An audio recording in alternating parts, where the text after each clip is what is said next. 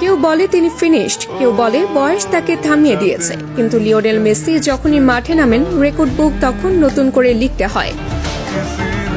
2025 সাল শেষ হলো, কিন্তু মেসির ডমিনেন্স যেন শেষ হবার নয়। যখন সমালোচকরা তার ক্যারিয়ারের শেষ দেখে ফেলেছিলেন, তখনই তিনি আবারও প্রমাণ করলেন কেন তিনি সেরা।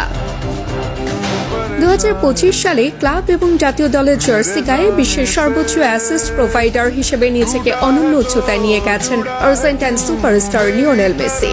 গত এক বছরে গোল করানোর কারিগর হিসেবে যারা মাঠ কাঁপিয়েছেন, সেখানে 28টি অ্যাসিস্ট নিয়ে তালিকার শীর্ষে অবস্থান করছেন ইন্টার মায়ামি ও আর্জেন্টিনার এই প্লেমেকার। তার ঠিক পরেই 25টি অ্যাসিস্ট নিয়ে দ্বিতীয় অবস্থানে আছেন বায়ার্ন মিউনিখের সেনসেশন মাইকেল ওলিসে। তালিকায় ষষ্ঠ অবস্থানে থাকার বার্সেলোনার ইয়ং ওয়ান্ডারকিড লামিন ইয়ামাল এবং পিএসজির ব্র্যাডলি বারকোলার মতো বর্তমান সময়ের প্রমিসিং প্রতিভারা থাকলেও শেষ পর্যন্ত অভিজ্ঞতা ও ক্রিয়েটিভিটি দিয়ে সবাইকে ছাড়িয়ে গেছেন মেসি।